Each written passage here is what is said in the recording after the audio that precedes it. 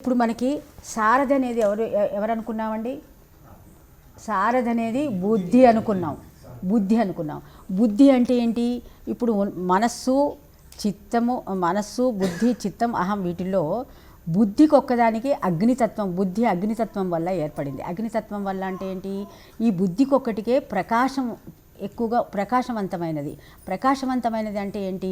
ఇది ఒక విషయాన్ని మనకి తెలియచెప్పడానికి దాని యొక్క ప్రకాశాన్ని ఆ వస్తువు మీద వెదజల్లుతుంది, ఆవరింపజేస్తుంది. వెదజల్లినప్పుడు మనకు ఆ వస్తువు ఉన్నదని తెలుస్తున్నది అనమాట. సో అటువంటి సో ఈ బుద్ధి ఎవడు జాగృతి చెందనివాడో, అదుపు తప్పిన మనస్సు కలవాడో అతడి ఇంద్రియాలు సారథికి అదుపులో లేని గుర్రాల వలె వశం తప్పుతాయి. ఈ సారథి ఎప్పుడైతే ఈ బుద్ధి అనేటటువంటిది ప్రకాశం, బుద్ధి ఎప్పుడే కూడా ఏం చేస్తుంది? నిశ్చయాత్మకమైనటువంటిది బుద్ధి. అంటే ఒక విషయాన్ని గురించినటువంటి నిర్ణయం మనం తీసుకోవాలంటే ఈ బుద్ధి గురించి ఆలోచిస్తాం అనమాట. ఇది మంచా చెడ, దీనివల్ల మనకి నష్టం ఏం కలుగుతుంది, దీనివల్ల లాభం ఏమి కలుగుతుందని మనం ఆలోచించి ఒక నిర్ణయానికి తీసుకొచ్చేది, నిశ్చయాత్మకం చేసేది ఈ బుద్ధి. ఎందుకంటే దాని దగ్గరే ప్రకాశం, లైట్ ఉంది కాబట్టి. సో అది ఎప్పుడైతే మన అదుపులో లేదు. ఎందుకు బుద్ధి మనకు అదుపులో లేకుండా పోతుంది?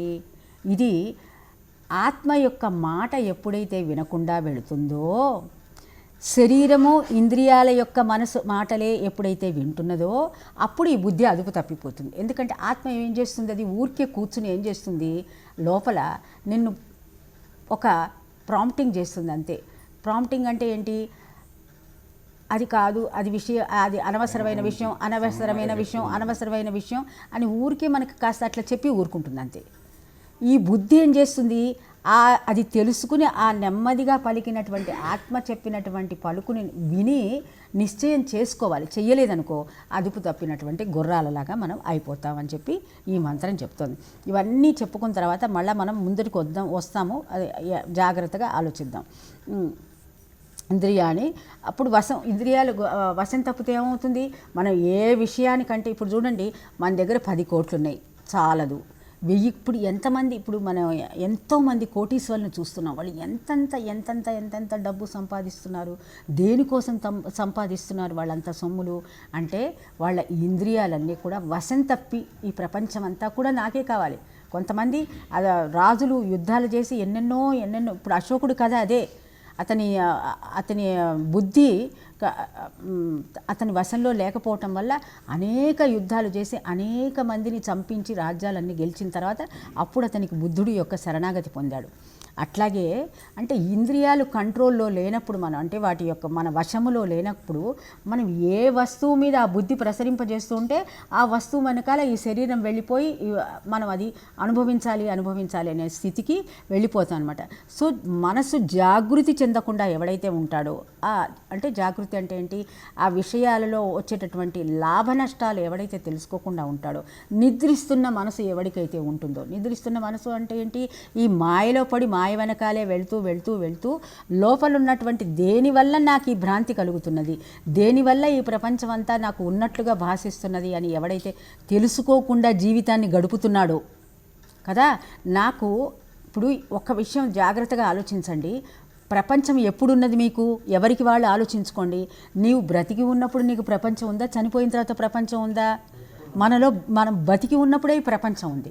కాబట్టి ఆ బతికి ఉన్న శక్తి ఏదో మనలో ఉండబట్టి ఈ ప్రపంచం ఉంటుంది, లేకపోతే లేదు.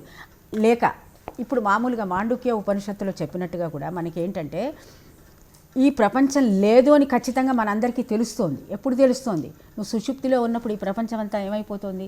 నీవే లేకుండా మాయమైపోతున్నావు కదా. నీ శరీరమే నీకు తెలియట్లా. అప్పుడు నీకు శబ్ద, స్పర్శ, రూప, రసగంధాలు ఏవి నేను అంటుకోవట్లా. ఇప్పుడు నువ్వు బాగా గాఢ నిద్రలో ఉన్నప్పుడు నీకు సువాసన, దుర్వాసన తెలియదు, లేకపోతే మంచి ఉష్ణ శీతలము తెలియదు. అట్లాగే నీకు ఒక మంచి అందగత్తో లేకపోతే రూపం ఉన్న సంగతి నీకు తెలియదు. ఏది తెలియదు. నీ శరీరమే నీకు ఉన్నదో లేదో నీకు తెలియనటువంటి పరిస్థితి. అంటే మనకి సుషుప్తి అవస్థ ఏం చెప్తున్నది?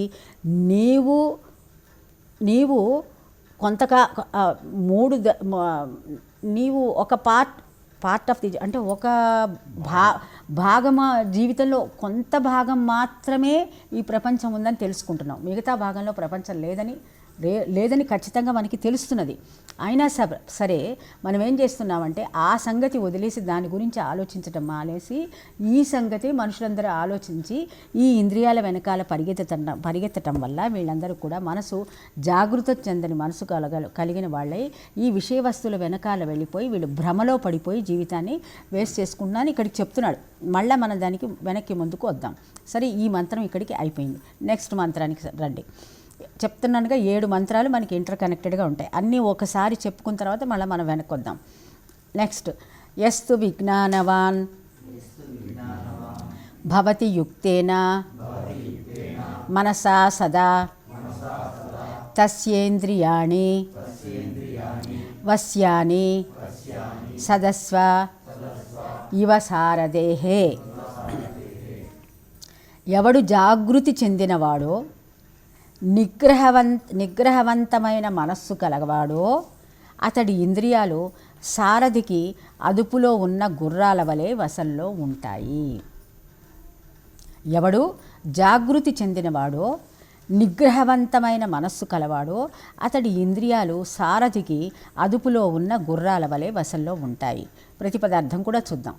యహతు ఎవరు, విజ్ఞానవాన్ జాగృతి చెందినవాడో, సదా ఎల్లప్పుడూ, యుక్తేన నిగ్రహవంతమైన మనస్సుతో భవతి అవుతాడో, సారథేహే సారథికి సత్ అశ్వాహ ఇవ అదుపులోని గుర్రాల వలె తస్య అతని యొక్క ఇంద్రియాలు వశ్యాని వశంలో ఉంటాయి. సో ఇక్కడ జాగృతి అంటే ఇండైరెక్ట్గా చెప్పాడు. జాగృతి చెందినటువంటి మనసు అంటే మనసు అనేకంలో ఉన్నప్పుడు అది అజాగ్రత్తలో ఉంటుంది. ఏకంలోకి వచ్చినప్పుడు అది జాగృతి అవుతుంది. అంటే ఏకంలోకి రావటం ఏంటి? ఈ మనస్సు అనేటటువంటిది దానికి ఏ విధంగా దానికి ఆ శక్తి పరిగెత్తేటటువంటి శక్తి ఎట్లా వచ్చిందో నువ్వు దానిని తీసుకొచ్చి ఇంద్రియాలకి వెనకాల ఉన్నటువంటి శక్తితోటి ఆ మనసుని కలిపినప్పుడు అది జాగృతి చెందుతుంది. జాగృతి చెందినప్పుడు ఈ విషయాలన్నీ కూడా లీలా మాత్రమైనటువంటివే. నాకు సుషుప్తి అవస్థలో ఇవన్నీ ఏవీ లేవు, అలాగే నీవు శరీరాన్ని త్యాగం చేసినప్పుడు కూడా ఇవన్నీ లేవు అనేటటువంటి ఒక జాగృతి చెందినటువంటి మనసు ఎవడైతే ఉంటుందో వాడు ఈ విషయాల వెనకాల ఎక్కువగా పరిగెత్తడు. తనకి కావలసినంత వరకు ఎంతవరకు ఇప్పుడు మన భగవద్గీతలో చెప్పినట్టు యథా సంహారతే ఛాయం కూర్మోంగాణివ సర్వశ, ఎంతవరకు అవసరమో ఈ తాబేలు ఏం చేస్తుందంటే నడిచేటప్పుడు ఎంతవరకు అవసరమో అంతవరకు ఇంద్రియాలని బయటికి తీసుకొచ్చి నెమ్మదిగా నడుస్తూ వెళుతుంది. మళ్ళీ తర్వాత ఏం చేస్తుంది, ఎక్కడైనా కొద్దిగా ఒక చిన్న ఆటంకం రాగానే ఆ ఇంద్రియాలన్నిటినీ లోపలికి ముడిచేస్తుంది. అట్లాగే ఈ మనస్సు కూడా ఏం చేయాలి, మనస్సును కూడా మనం ఏం చేయాలి, అనేకంలోకి వెళ్ళినా నెమ్మదిగా దాన్ని తీసుకొచ్చి ఏకత్వంలోకి ఎప్పుడైతే, అంటే ఇప్పుడు ఇక్కడ చూడండి కనెక్షను. డాక్టర్స్ని కూడా మనం ఈఎన్టీ స్పెషలిస్ట్ అంటాం. ఈఎన్టీ అంటే throat, nose, year, nose, throat. అంటే ఈ ఇంద్రియాలన్నిటికీ కూడా ఇంపార్టెంట్ ఇంద్రియాలన్నిటికీ కూడా ఒకదానికొకటి కనెక్షన్ ఉందన్నమాట. ఈ కనెక్షన్ అన్నిటికీ కూడా ఎక్కడి నుంచి వస్తున్నది, నీ భ్రూమధ్యంలో నుంచి వీటన్నిటికీ ఈ ప్రకాశం వెళుతూ ఉంటుందన్నమాట. అందుకే వీటిని ఏకోన్ముఖం చేసి జాగృతి చేసి ఎప్పుడైతే నువ్వు ఈ భ్రూమధ్యంలోకి తీసుకొచ్చి వాటిని పెడుతున్నావో అవి వశపడినటువంటి గుర్రాల కింద మారిపోతాయి. లేకపోతే ఏంటంటే ఇవి వశములో లేనటువంటి గుర్రాల కింద మారుతాయి అని చెప్తున్నాడు.